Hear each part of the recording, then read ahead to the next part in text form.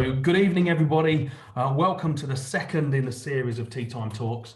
As I've just said, the aim is to have a discussion. This evening it is around carbon. I'm fantastic panelists we will introduce very shortly. But just before we kick into it, this is the second of the series of 5. The next one we've got is next week on the 2nd of December, where we're going to be talking about data and the collection of data in a beef system. That's going to be joined by AgriWeb and the Joneses.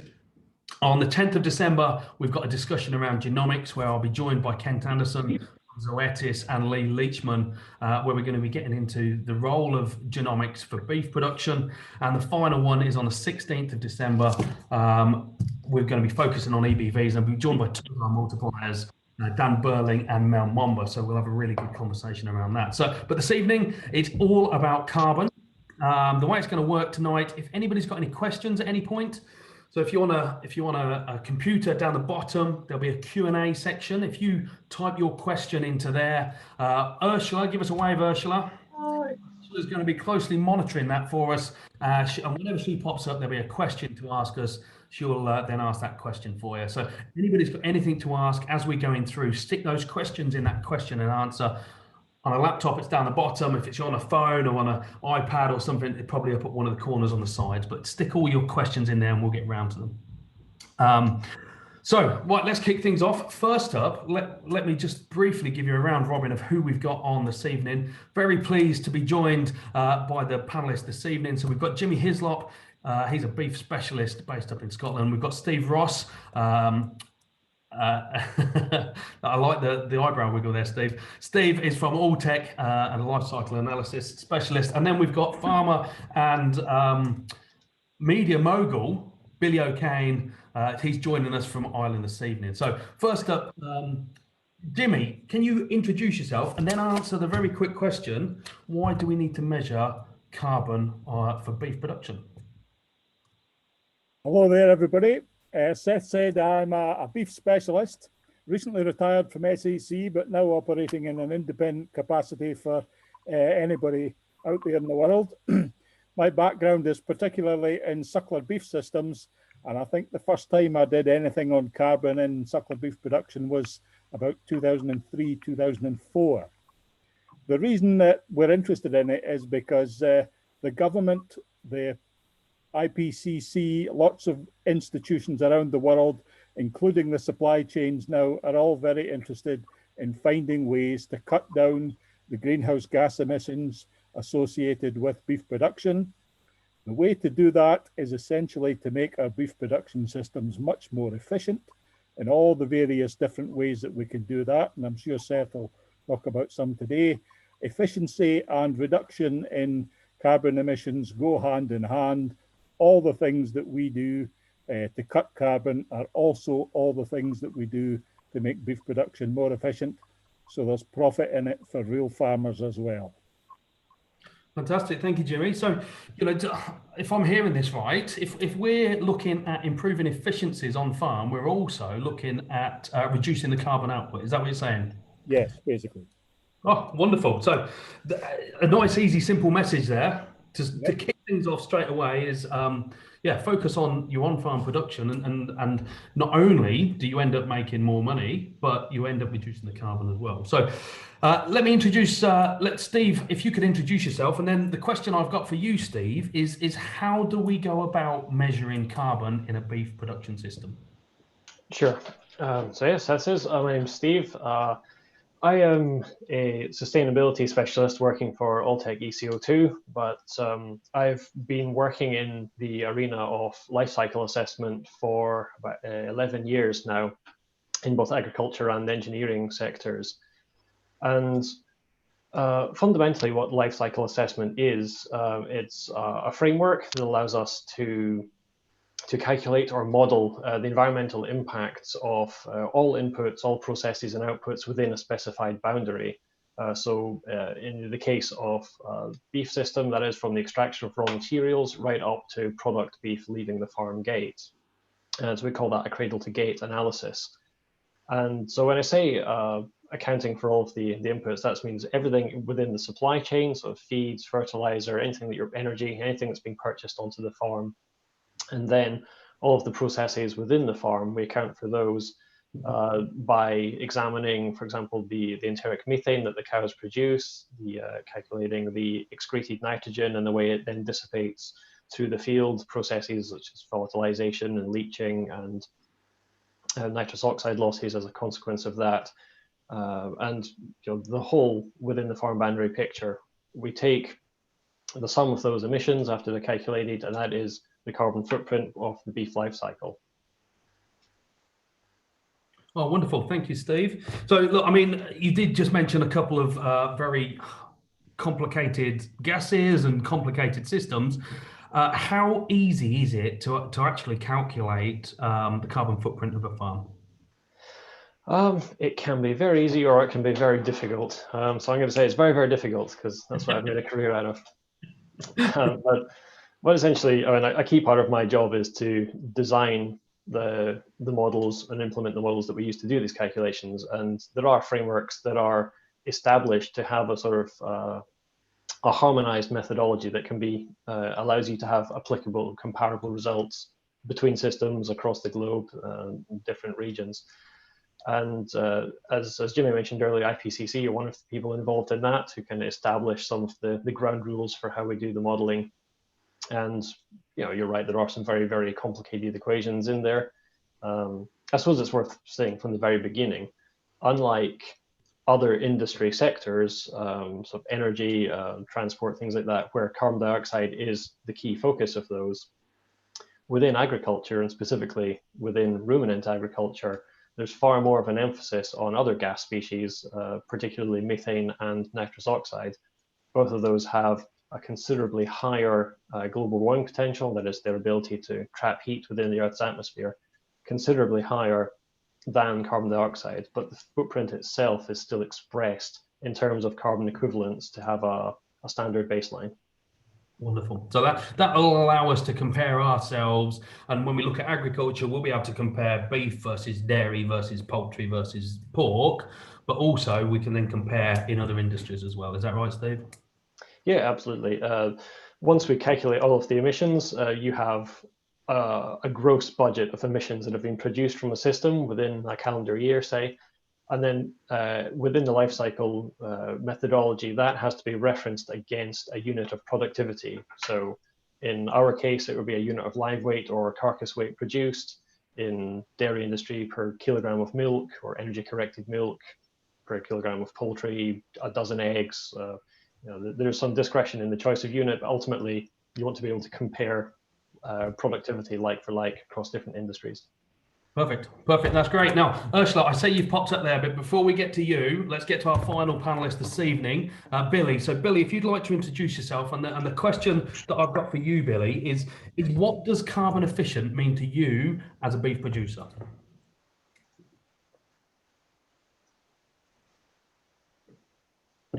Oh, Billy, have we lost you? Oh, it looks like we have. So, Billy, if you're there, you might need to dial back in.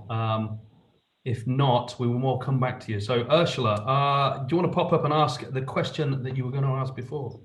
Yeah, the question that's come up is you were talking about other industries and stuff like that, and it was basically how do cattle compare to other species of animals?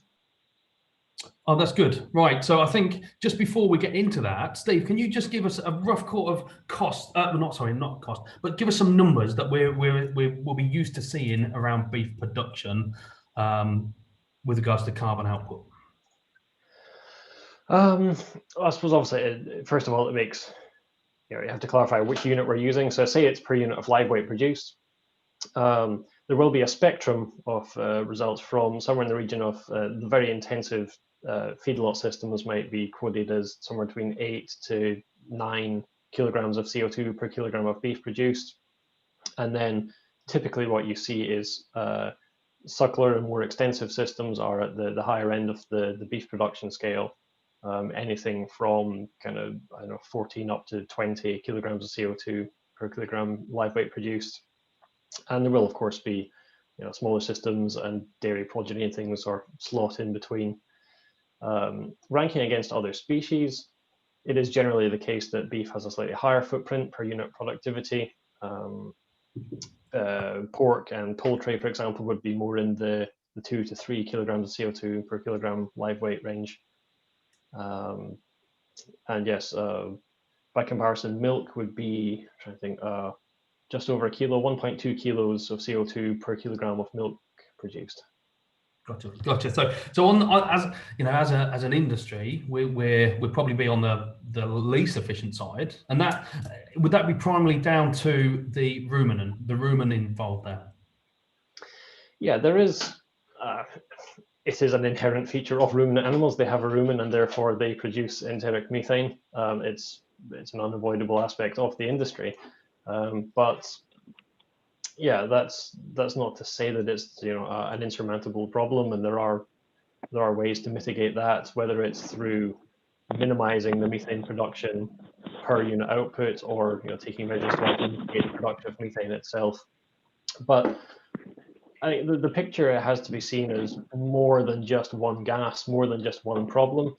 You tend to find in media coverage right now, or at least over the last couple of years, there tends to be a lot of a focus, almost sensationalizing methane production. And within a ruminant footprint, methane is probably in the region of 40–45% of the total picture. So there's a whole other aspect of that system within, say, nitrous oxide losses from fields. Then you have all of the energy and embedded emissions that go into the production of feeds, fertilizers, and otherwise in the supply chain, transport, energy production. It's all of a dynamic picture. Yeah, it seems like it's a very complicated and interlaced system. And one of the reasons I think I see we've got Billy back. I'll come to you in just a minute, Billy. So prep yourself for some answers. But one of the reasons that we're talking about carbon is we've done some work recently with Alltech to look at seeing what is those efficiencies and what difference does it make if we improve efficiencies on the farm. Now, we looked at a number of different scenarios, and we're not going to go into every scenario this evening, but basically we benchmarked an average farm. We then benchmarked what stabilizer producers do in terms of efficiency, and we realized that there was this big variation, and there can be a saving up to 40% made if you focus on those efficiencies. All that stuff that you've been talking about, Steve, where you're talking about we're comparing against other animals, other protein sources. We have to bear that in mind, that actually as we go forward, beef is seen as a luxury product, and I think that we're fortunate that we are a luxury product and that we are capable of demanding the price we are. But I think that the carbon that is associated with it is going to start becoming more and more prevalent as we see products on the shelves that could ultimately have carbon put alongside them, as well as producers getting measured on carbon and making sure that they're being as efficient as possible. So Billy, are you with us now? Give us a thumbs up if you can hear us. Can you hear me, Seth? We can. You've stuck. Splendid. With Wi-Fi problems. Good night. So Billy, if you'd like to introduce yourself, and just the question I've got for you, Billy, is what does being carbon efficient mean as a producer? Well, it means things on two levels, Seth. First of all, and always what comes first, things have to be financially viable. And the carbon graph runs roughly parallel to the efficiency and profitability graph. That's the first thing. So carbon efficiency generally means production efficiencies and financial efficiencies, profit efficiencies. And the second thing that matters is the ethics of it all. Whether you're interested in ecological matters or not, our customers, and a lot of our customers are, particularly the multiple retailers, and that's becoming a massively important thing, and that will open up markets to us in the future. Well, the very near future, I think, and that's going to be a really, really big thing for us, and a really big marketing advantage, and also running parallel to profitability. So it's one of those rare win-win situations in life. It is, and so as a producer, Billy, are you getting asked more questions about your carbon efficiency? It depends who we speak to. We did some advertising this year when we were advertising, just doing some advertising for selling bulls, and I didn't at that stage yet notice that farmers were going for that angle. But when I'm speaking to sometimes when we're speaking to someone who actually comes to the farm, it matters. But the thing where I really notice is with 3 children who are all in their late teens, early 20s. When I speak to them, or more so when I speak to their friends who are going to be our customers of the future, all of a sudden their eyes light up and they really, really listen. And I think that's a really good thing. That really hits me in the right spot when that generation, where there's massive amounts of veganism and worry about genuine worry about climate change, that really hits me in the right spot. Good. And Jimmy, obviously your relationship with farmers and being close to that production level, are you seeing that there's more talk and conversation around carbon now? Definitely. I mean, I think everybody's well aware that it's an up-and-coming issue, both from a government perspective and a supply chain player perspective. So the supermarkets are interested, and of course the ultimate consumer is interested as well. I mean, the thing that seems to me is that we need to put a lot of this in context as well, especially where ruminants are concerned, because the big thing about ruminants is that they utilize grassland resources. And of course, we can't grow apples and pears and strawberries and things on lots of the hills of this country. We can only utilize that area of land for food production by using grazing ruminants. So even although beef may appear to be less efficient than pigs and chickens, actually, in terms of inputs into the system, they actually utilize inputs that human beings can't consume. So they're actually an integral part of our nation's food production picture. Yes, we need to do everything we can to make it as efficient as possible, but it's always going to be there, and indeed it should be there given the nature of the land mass that we have. Yeah, absolutely. I feel that is another exactly the same thing that you're seeing, Jimmy, is the fact that we are going to see this movement of cattle further up the hill. We're going to see the movement of cattle to more grazing conditions that are not optimal, that are not designed for grazing grass. But we need to make sure that those ruminant animals are capable of converting that poorer land, that poor grassland, the heathers and everything else that is associated with it, into that quality protein source that we get. Yes, it's all about management, matching the right resource to the right animals at the right stage in the production cycle. Absolutely. Ursula, you've popped up, so it must mean we've got some questions. Yes, I had 2 questions. One is about ruminant diets, and Martin Daly asked what percentage of imported soya goes into ruminant diets as compared to monogastric diets, and also, do we need to count the nutrient density of the produced foodstuff? I think that is aimed at you, Steve. Well, I think the second part of that is exactly what Jim is just talking about, isn't it? Yeah, exactly. That's why I brought it up. Yeah. The nutrient density is definitely need to be taken into account. But Steve, roughly proportions of soya going into ruminant diets versus monogastric diets? I mean, it varies wildly, but on balance, monogastric diets are going to have a significantly larger portion of soy in. Without doubt, I think. Again, ruminants overall, dairy are going to have a higher proportion than beef, again, on balance. But it can go from 0 up to in the 20% range, I suppose, from what I've seen in ruminant systems. That can vary from 0 up to about 40% in monogastrics by comparison. Billy, if I could just make a quick addition to that, Seth, sorry to interrupt. There was an exceptionally good article in, I think, last week or maybe 2 weeks ago, was Farmers Weekly, where there was work being done on some of the trial farms, I think in Scotland, about removing soya totally from dairy rations, and they found that they could do it without any negative effects on yield and on profitability. And actually, this year, through the group that we run over in Northern Ireland, we have looked at, we do up rations every year, a starter ration, a middle ration, and a finisher ration. And we've had a little bit of soya in our starter ration. And this year, when we put it out to tender, we've asked it to be done without soya inclusion. And it was able to be done without any cost implications, either to cost of ration or to performance of ration. Yeah. And look, I know from my point of view, and I've had conversations with Jimmy for many times around this. I feel that actually in suckler cow diets and beef production, we don't need to have any soya going into that diet. Especially if we're looking at forage and the forage that we're growing on the farm, we can get adequate protein coming in from those forage sources. Yeah, I mean, I would just add on that, Seth. We've seen case studies that we've done looking at modifying farmers' rations to remove soya from the diet.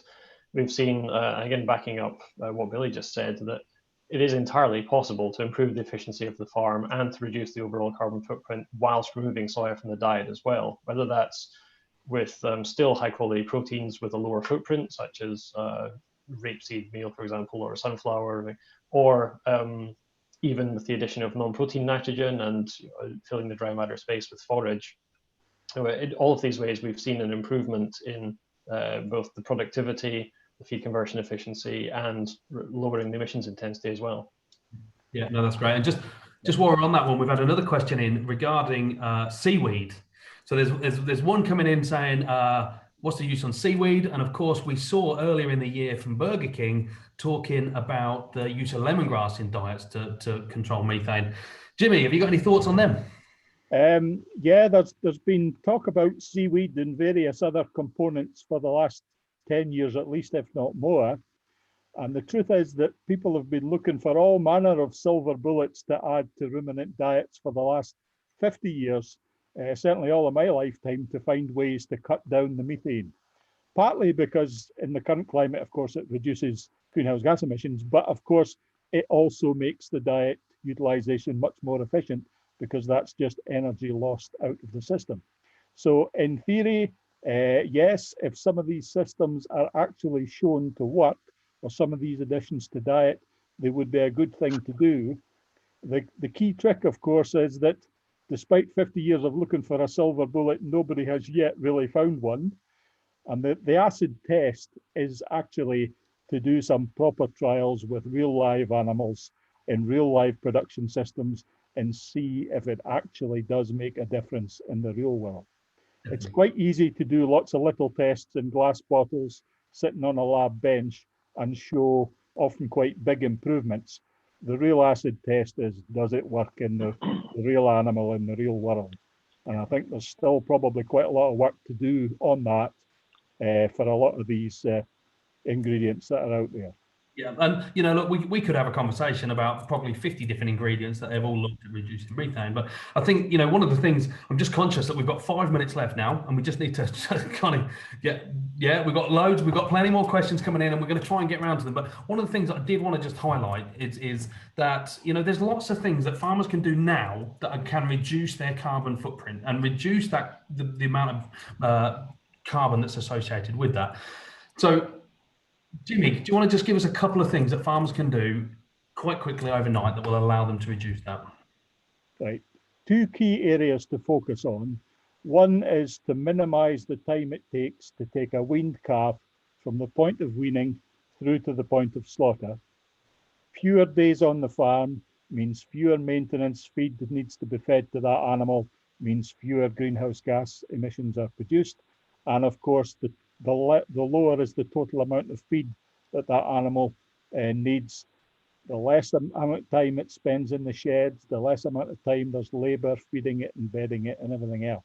So it's not just about feed efficiencies and reducing days to slaughter, it's also about fixed cost efficiencies, reduced days to slaughter as well. So that's a big area where there's a benefit, both in terms of greenhouse gas emissions and efficiency of input use and the economic side of the equation. Yeah, and obviously from the research that we did, we saw that there was about a 10% saving. If you can get the animal to slaughter better, you can cut 10% off. But what difference does that deliver on the bottom line, Jimmy? If you can knock 8 months, 10 months off the finishing time. Well, one of the big things about that is that you don't have to take that animal through its second winter in a shed. That frees up shed space, it frees up silage, it frees up land, so you can actually keep more cows on the same fixed cost resource. You can increase your cows by something like 30% on the same fixed cost resource within the same business. So it potentially can actually increase the overall output of your business by something like 30%. Wonderful, wonderful. So that's a big difference. And sorry, your second point was, Jimmy? The second big area to concentrate on is the same old one it's always been, is to maximise the number of calves produced per 100 females that are mated. If you can go from 85 calves being weaned or 85 calves being slaughtered per 100 cows mated to something like 93, 95 calves slaughtered per 100 cows mated, then again, that makes a big difference to both greenhouse gas emissions per unit of product produced and the overall saleable output from your business.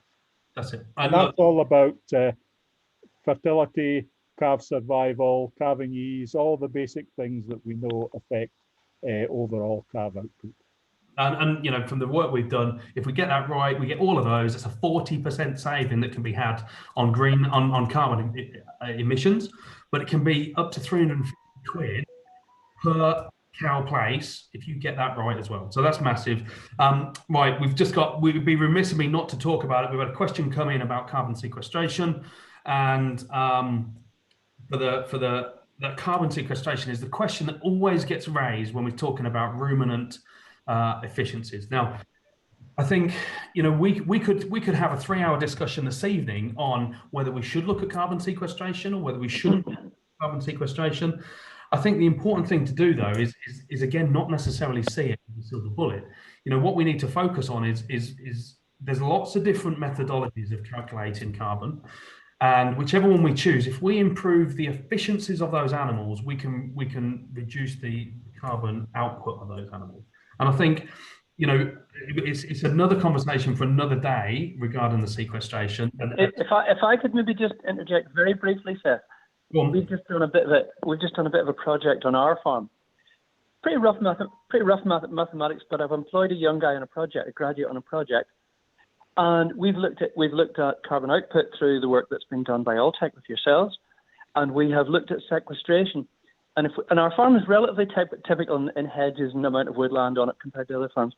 And if we take the new GWP star calculations rather than GWP 100, we reckon we are as near to carbon neutral as makes no difference.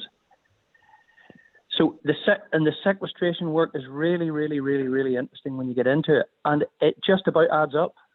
Yep, absolutely. But that's assuming, Billy, that you're already as efficient as you can with your cows, making sure they've got. That's right, Seth. That's right. That's doing the full stabilizer program that you did with the ECO2 work. Yeah. Yeah, and I mean, it'd be really interesting to have a look at some other different calculations and to put the same metrics in somebody else's calculator and see what answers we came out with. But you know, the important thing first is to get your beef operation efficient. So not only are you reducing your outputs, but you're maximising your return. And then we can start looking at whether we use this GWP star or whatever it might be. Yeah. So good. Look, I'm just conscious we're here. We are at we're at 6:30 already. Time really flies when we're having fun. And again, like I say, what we might do is we might have to revisit this topic and talk about the sequestration in a bit more detail and look at different methodologies. I'm sure it's something Steve and Jimmy and Billy, you'd all be happy to join again. Now, if anybody has got any thoughts on anything and got any questions, or they want to ask any of us any more questions, then please drop us an email. We will get back to you. We can everybody that's on the call tonight will be able to keep talking with you there. Anybody wants to join us for any of the rest of the webinars, please head to our webpage. We will put this one live on the webpage tomorrow. So if anybody missed the start or wants to review what we've been discussing, we will do that again. Someone's asked us, someone has made a request us, can we keep chatting? But I think we can keep chatting, and if anybody's ever met me before, I can keep chatting for. But I just feel that actually, rather than keep going and you know, everybody dropping off, let's call it a quits there. Let's call it a night. We can always revisit again, and you know, there is going to be a lot more work as we all go forward. That, you know, we've got a lot of data, and I know there's a lot of things that we want to work towards. But just before we go, has anybody of the panelists got any top tips for people out there that are looking to want to reduce their carbon output? Well, I'll say the one message that I always try and get out there in whatever manner that I'm presenting is that we ask the question, should you try to improve one thing 100% or 100 things 1%? And when you consider everything from a life cycle approach, the 100 things by 1% is always the way that you should go. As Jimmy was talking about earlier, just referring to like fertility and health metrics, any 1-2% improvements you can make in those will have a knock-on effect on the efficiency of utilization of all the resources you bring into your system. And then that's just one aspect that you can improve there. And so, yeah, if you could improve every aspect of your system by 1%, that would have a greater effect than zooming in on just one aspect and dealing with that 100%. Perfect. Can I just make a couple of quick points as well? Do, Jimmy. The first thing to say is that it's not necessarily just about cutting greenhouse gas emissions. It's about improving productivity output, because it is greenhouse gas emissions per kilo of beef produced. And one of the ways to cut that metric is actually to increase the number of kilos of beef produced. And the second thing, just to reiterate what Steve said, the big area we haven't talked about, of course, is animal health. If you've got any animal health problems on your beef unit, for God's sake, sort them out, because that'll make a big difference to both your efficiency, your profitability, and your greenhouse gas emissions per kilo of beef produced. Wonderful. Thank you, Jimmy. And Billy, any top tips? Anybody out there? Yeah, no, there's no silver bullets, and I agree with everything the other two guys have said, but it's just important to always remember that the carbon efficiency graph runs parallel to the profitability graph. So everything you do from a carbon point of view improves your bottom line. So it's a win-win, and the two graphs run parallel. So it's really, really good from every point of view to do this. Absolutely. And so my comment to everyone would be the exact opposite. If you focus on producing the most efficient beef and trying to maximize your return, you will end up with a lower carbon beef production. So thank you very much for everybody that's joined us. Thank you to Jimmy, thank you to Steve, and thank you to Billy as the panelists this evening. Thank you to everybody that's joined in and to watch this one. I think we probably will have to revisit this at some point. So thank you all. I've finished my drink and we look forward to catching you all next week when we're talking about data. Thank you. All right.